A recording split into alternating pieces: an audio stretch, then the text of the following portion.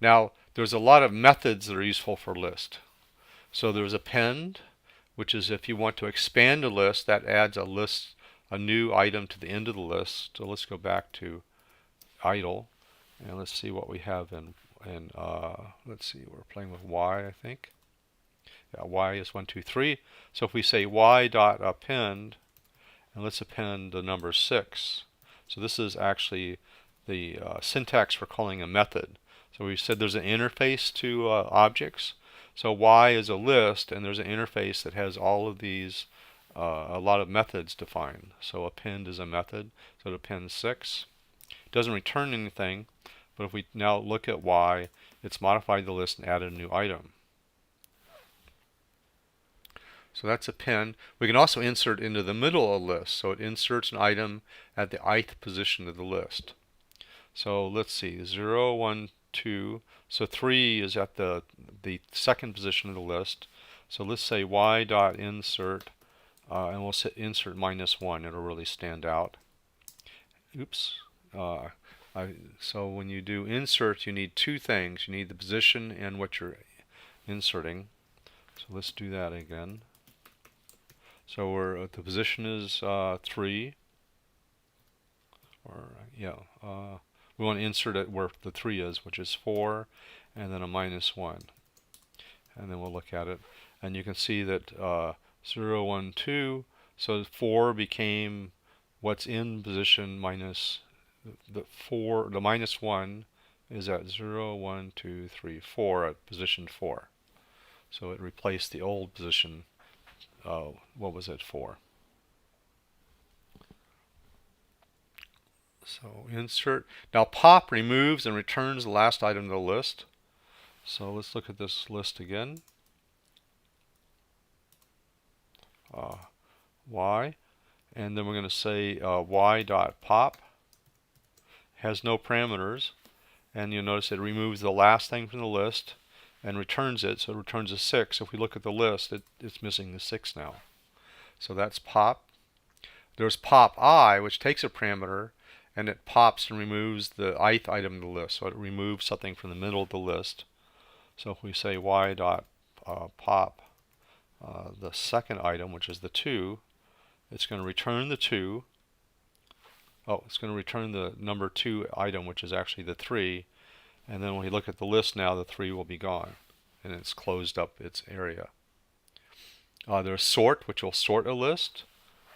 So let's do y dot sort.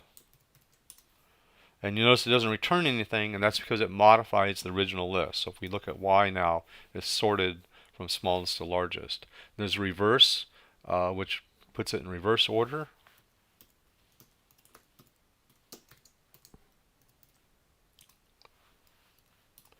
And you can see it's in reverse order. You can delete an item in the list. So it's like pop, but doesn't return the value. So it does the same thing. And you notice this is different than these calls. This is actually an operator. You say delete. You have some list, and you say the index you want to delete. So this is a special operator rather than a method. So let's delete in the list y let's see, the first element. Well, let's do the second element, which would be 1. So that should delete the 4. And then we look at the list, and you see the 4 is gone. Then there's index. This searches a list for an item and returns the index number of it. So let's search for 1. So we say y.index and find where is 1 at. And it says it's at index 2. And then there's count, returns the number of occurrences of item. So let's append to the list first a duplicate value of 2. Look at the list. So you see there's 2 2s. So now we're going to say the list count how many 2s are in it. And let's say there's 2 of them. And then there's list remove item. This finds the first item that matches this and then removes it from the list. So let's remove the first 2.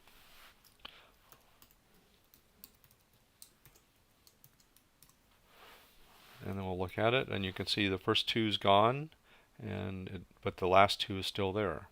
So these are a bunch of methods, except for this one, which isn't a method, the delete operator.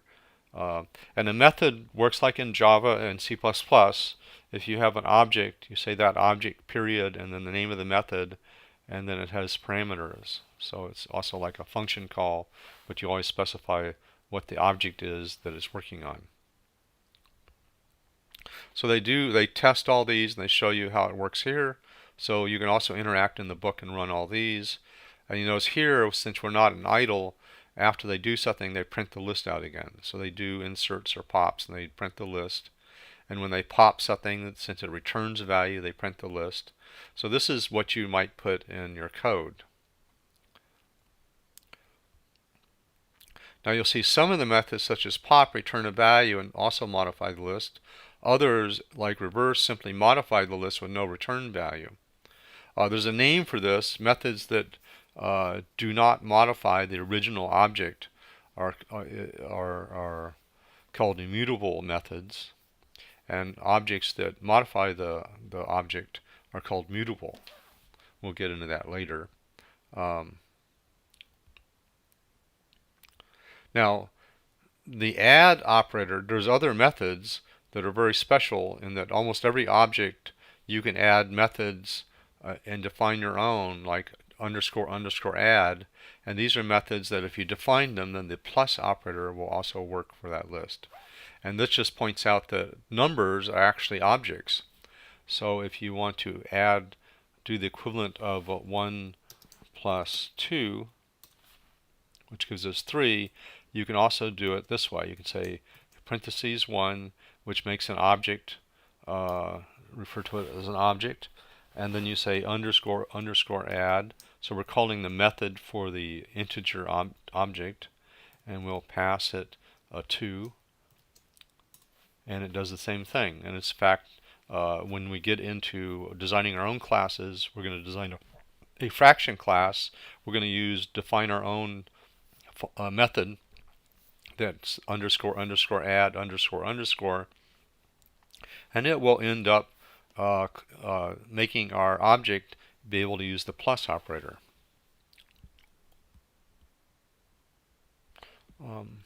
Now, one last thing we're going to talk about is the range function. The range function, if I just say range and I hit left parenthesis, it says I can do a range with a variable, and it's going to create a range object. And if I do that, like range of 10, what it's going to do is basically create a sequence of numbers from 0 up to and including, but not including 10. So it's kind of like the for statement in Java and C++. Now if I hit enter, it just returns a range object. So when you say range of 10, it actually creates an object. But the way you use this, if I convert, this is how you convert something to a list. I'll say list range of 10. And I get a list that goes from 0 to 9. And the other way you can do range is with 2 parameters. I want a range that starts at 5 and goes up to 1 less than 10. So if I do a list of that,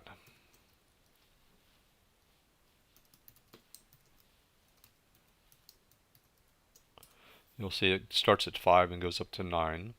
And you can also do a range. Now let's assign it to a variable. So I'll say R1 is equal to range. And we'll start at 0 and go up to 25, but we're going to skip 5 at a time. So it's going to go 0, and then it's going to add 5, so it'll do 0, 5, 10, up to, but not including 25. So that creates the range, and now we'll say list of R1, and you can see that it steps by that amount. So it has the start, the end, but not up to, but not including the end, and the step. Now range is going to be really important when we do loops. We're going to see range gives us the equivalent of a for loop with a little bit more syntax. We'll do that later. So that's the end of this segment. And our next thing we're going to talk about a little bit more about strings and how they can also be interpreted as sequences.